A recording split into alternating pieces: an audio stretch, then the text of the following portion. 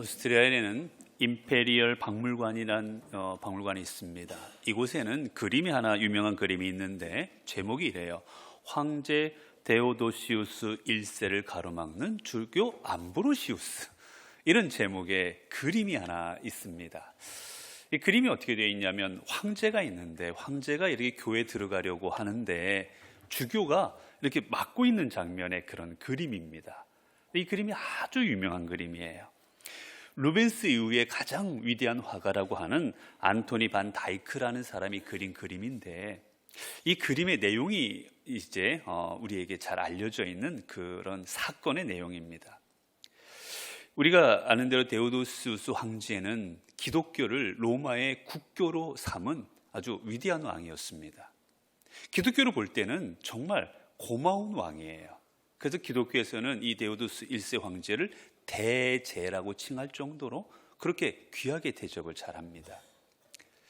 그런데 이 데오도시우스 1세 황제가 390년에 어떤 일을 벌이게 되느냐? 그 데살로니가라는 곳에서 이제 사람들이 좀 이렇게 폭동을 일으킵니다. 폭동을 일으켰는데 거기서 이제 폭동을 진압하러 군대를 보내게 되었죠. 근데 군대를 보냈는데 그 군대의 수비 대장이 그만 이 폭도들에게 살해를 당하고 맙니다. 그리고 그 와중에 황제의 초상화가 훼손되는 일들이, 모욕당하는 일들이 좀 생기게 돼요. 그러자 데오도스 1세 황제가 화가 났습니다. 그래서 명령을 내립니다. 진압하라. 군대를 보내 진압하라. 그런데 어떻게 하느냐? 다 죽여버려라. 다 전멸시키라고. 그 백성들 다 죽이라고 명령을 내려버려요. 그러자 주교 암브로시우스가 말립니다. 그들도 당신의 백성이고 그들이 왜 그랬는지도 알아봐야 되지 않겠느냐고, 함부로 죽이지 말고 내용을 좀 알아보고 선처하라고 아주 간곡하게 부탁을 해요. 그럼에도 불구하고 화가 난 데오도시우스 1세는 군대를 보내서 다 죽입니다. 약 7,000명가량의 주민을 다 학살해버려요. 그래서 이제 암브로시우스가 이 황제에게 수찬 정지령을 내려버립니다. 성찬을 받지 못하게 하고 이 교회 안에 출입하지 못하게 명령을 내려버려요.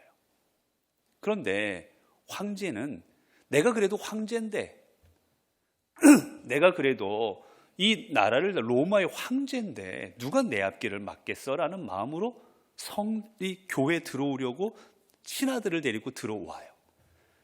그래서 이 소식을 들은 암브로시우스 주교가 뛰어가서는 그 입구에서 황제를 막 서버립니다. 못 들어온다고. 당신 같은 죄인은 절대 교회 안에 들어올 수 없다. 그러자 이 황제가 말합니다. 나만 죄인이냐고. 다 죄인이지. 아니 하다못해 다윗은 더 큰 죄도 지었는데 왜 나만 갖고 그러시냐고 뭐 이렇게 얘기를 해요. 그러자 암브로시우스가 말합니다. 당신이 다윗의 죄를 그대로 본받으려 하느냐고. 그리고 중요한 것, 다윗은 회개하였다. 근데 당신은 회개하지 않았다. 결코 회개하지 않은 사람은 교회 안에 들어올 수 없다. 그리고 막아버립니다. 이때 이제 난처한 표정으로 교회에 들어가려고 하는 그 모습, 그리고 가로막는 그 주교의 모습, 이게 이제 이 그림의 장면이에요. 결국 못 들어갑니다. 완고한 암브로시우스 앞에서 들어갈 수가 없고 결국은 그 앞에서 사죄합니다. 잘못했노라고. 내가 7,000명의 수많은 사람들의 목숨을 잘못 생각해서 다 앗아갔노라고, 잘못했다고 그때 회개합니다. 결국 이때가 부활절이었는데 성탄절까지는 교회에 들어올 수 없게 한 다음에 나중에 이제 성탄절에 교회에 들어올 수 있도록 용서해 줍니다. 우리 이 그림 속에서 우리는 하나 중요한 교훈을 얻습니다. 여러분, 하나님의 전에 들어올 수 있는 사람은 어떤 사람입니까? 하나님의 전에 들어올 수 있는 사람은 용서받은 사람입니다. 그런데 그 용서는 뭐로부터 주어지는 겁니까? 회개로부터 주어지는 겁니다. 그렇기에 여러분, 하나님의 전에는 회개하지 않는 사람은 들어올 수가 없는 거예요. 하나님 앞에 회개하지 않고 신앙생활을 한다는 것은, 그것은 너무나도 잘못된 신앙생활을 하고 있다라는 겁니다. 그게 황제이든 그게 아니면 재벌이든 어떤 사람이든 상관없습니다. 이 땅에 있는 모든 사람들은 하나님 앞에 회개함으로 인하여 주님 앞에 나아갈 수가 있는 자격을 얻는 겁니다.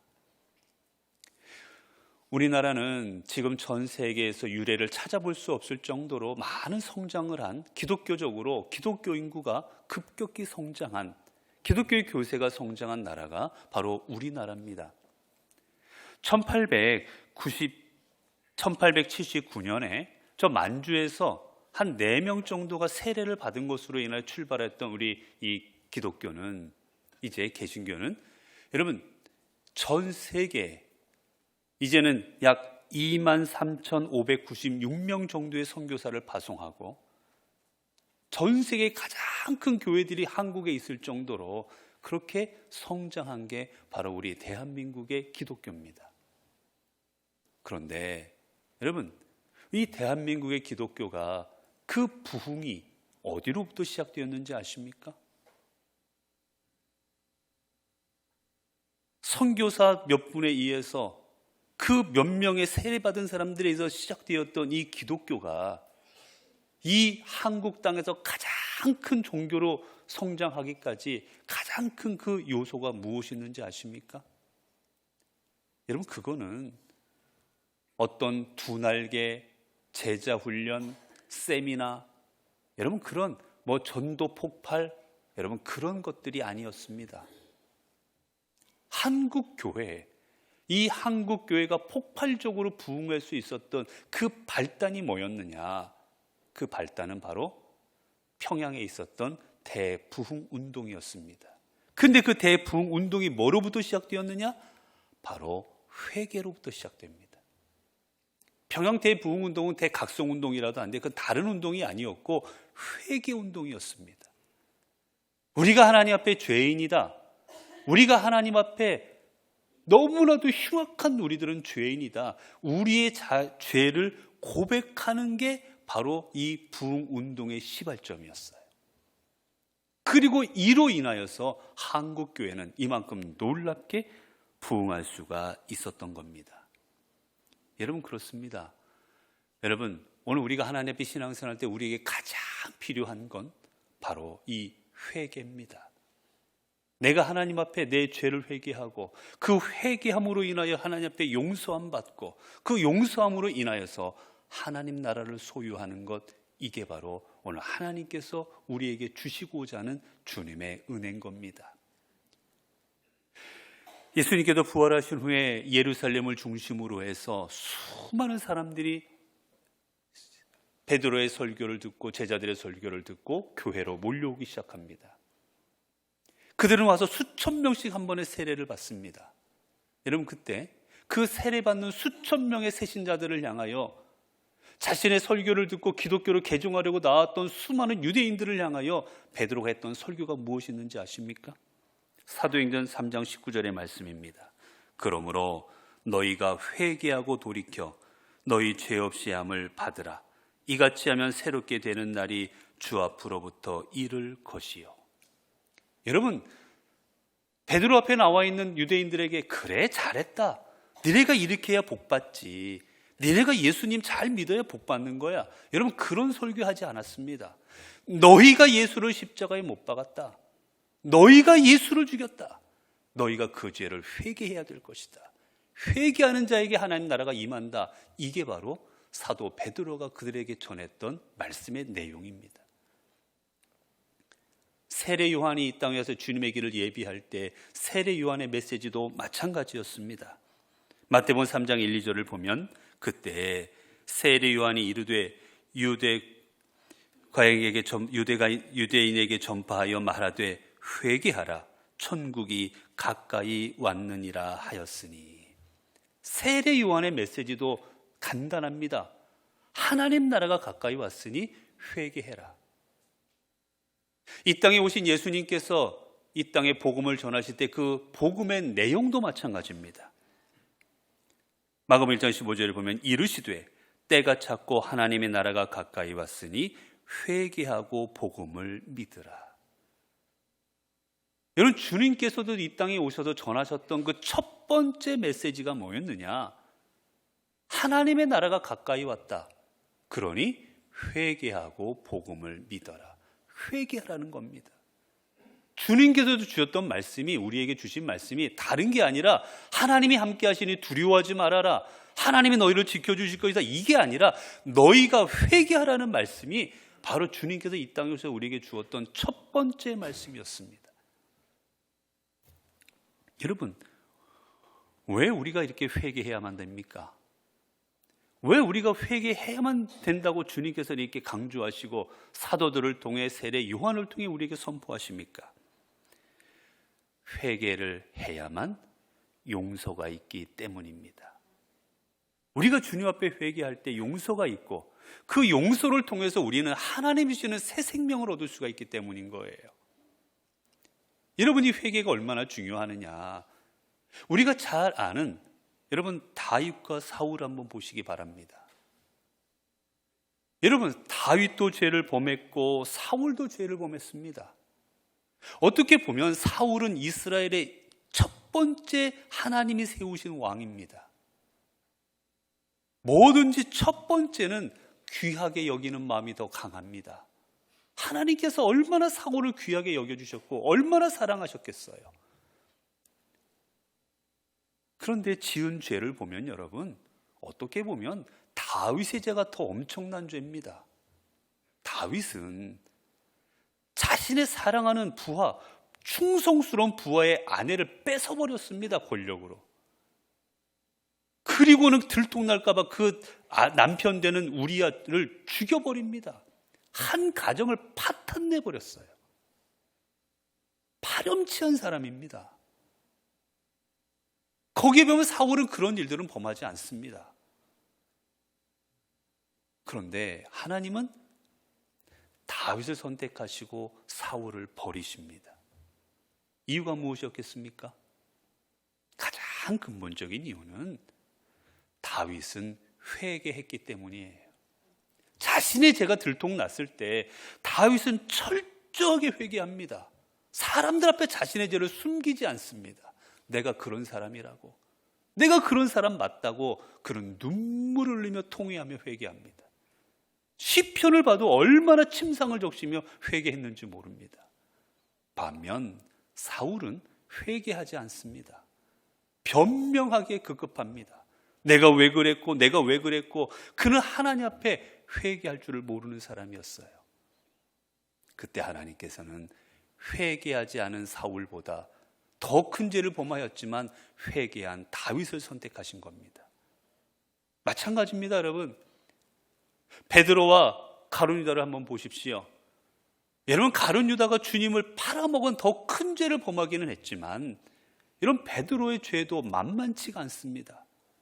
사람들 앞에서 공개적으로 주님을 모른다 3번이나 부인합니다. 나는 저 사람을 알지 못한다. 나중에는 안 믿어주자 저주하면서까지 맹세하며 주님을 부인합니다. 그런데 50보 100보라고 다 주님을 떠나고 배반한 사람들이었지만 주님께서는 사도 베드로는 사도로 하나님 앞에 놀라운 일 행하는 사람으로 다시 사용하셨고, 가룟 유다는 그렇지 못하고 비참한 죽음으로 인생을 마무리합니다. 차이가 무엇이었겠습니까? 가룟 유다의 죄가 더 커서? 아닙니다. 이유는 가룟 유다는 회개할 줄을 몰랐고 베드로는 회개했기 때문이었습니다. 닭 울음소리를 들었을 때, 그래 주님의 말씀이 기억났을 때 베드로는 눈물을 흘리며 하나님 앞에 회개합니다. 내가 어쩌자고 주님을 모른다 부인했던가, 내가 목숨을 버릴지언정 주를 내가 버리지 않겠다고 목숨을 내놓고 주님을 지키겠다고 다짐했건만 내가 어떡하여 이렇게 했는가. 그는 주님 앞에 눈물로 회개합니다. 그럴 때 그는 초대교회의 위대한 지도자로 사용될 수가 있었던 것이지요. 여러분, 그렇습니다. 오늘 우리가 이 땅을 살아갈 수 있는 것은 우리가 회개로 주님 앞에 나아가고 그 회개하는 우리의 영혼들을 주님께서 받아주시고 용서해 주시고 우리를 새롭게 하여 주시기에 우리가 이 땅을 이렇게 살아갈 수가 있는 겁니다. 여러분, 그렇다면 회개라는 게 뭐겠습니까, 여러분? 우리가 잘못 생각하고 있는 것 중에 하나가 사람들이 회개와 자복을 착각합니다. 우리가 무엇인가 내가 잘못을 저지른 것을 시인하는 걸 우리는 자복이라고 합니다. 그런데 여러분, 회개라는 말은, 원어로 따지면 회개라는 말의 의미는 돌아가다라는 뜻입니다. 돌아가다. 내 삶을 바꾸는 겁니다. 내 삶의 방향을 바꾸는 거예요. 내가 지금 여러분 어느 길을 가고 있습니다. 길을 가고 있는데 이 길을 잘못 들었어요. 잘못 가고 있습니다. 그때 내가 길을 잘못 가고 있구나 고백하는 건 자복입니다. 그런데 내가 잘못 가고 있구나 핸들을 돌려서 내가 가야 될 길로 바로 돌아가는 것, 그게 회개인 겁니다. 근데 우리는 대부분 회개를 입으로 합니다. 자복으로 회개를 생각합니다. 그리고 회개하였다고 이야기하지요. 진정한 회개가 무엇인지 이재철 목사님이 썼던 글 가운데 옥성동 교수가 쓴 한반도 대부흥의 부흥이라는 글을 통해서 아까 앞서 말씀드렸던 평양의 대부흥운동, 1905년에 우리나라의 초창기에 있었던, 기독교의 초창기에 있었던 그 대부흥운동 때 일어났던 그 회개에 대해서 그 모습들을 정리한 글이 있습니다. 그 내용을 읽어보면 이렇습니다. 죄 회개에서 시작된 신앙운동은 게으름과 거짓과 주색 잡기 등의 그릇된 습성을 버리고 축첩과 반상차별 등의 악습을 철폐하며 노비를 해방하는 등 기독교 윤리의 실천을 자극했고, 이를 통해 한국의 봉건사회를 개혁하는 데 큰 동력이 되었다. 여러분, 1905년 때 있던 회개운동은요, 내가 누구 거를 착복했습니다. 제가 거짓말했습니다. 제가 나쁜 짓 했습니다. 여러분, 눈물 콧물 흘리는 걸로 끝난 게 아니라는 겁니다. 이들은, 내가 지금 술 먹고 게으름을 피던 사람들은 그 삶을 회개하고 부지런한 삶으로 돌아갔다라는 겁니다. 내가 거짓말과 속임수를 쓰면서도 아무 일 없었다는 듯이 죄책감 없이 살아가던 사람들, 그 삶이 진실된 삶으로 변화가 되었다라는 거예요. 주색잡기에 빠져가지고 여자와 술에 빠져 지내던 사람들이 경건한 삶으로 돌아가 버렸다라는 겁니다. 양반이면 누구나 첩을 두고 살아갔던 그 시대에 이 첩을 두는 문화가 잘못되었다는 걸 성경을 통해서 알았을 때 그들은 첩을 집으로 돌아보냈습니다. 내게 가장 큰 재산 중에 하나지만 노비를 둔다라는 것을 하나님의 명령에 어긋난다는 걸 생각한 그들은 노비 문서를 없애버리고 노비들을 해방시켜 줬습니다. 양반과 상민의 그 문화가 존재했던 그 시대에, 함께 자리도 하지 않았던 그 시대에 하나님께서 허락하신 삶에는 양반도 없고 상놈도 없다 생각하고 그들은 그 천한 사람들과 함께 예배를 드리고 함께 받아주고 하는 삶으로 변화가 되었던 겁니다. 이게 바로 우리나라 1905년도의 회개 운동의 내용이었습니다.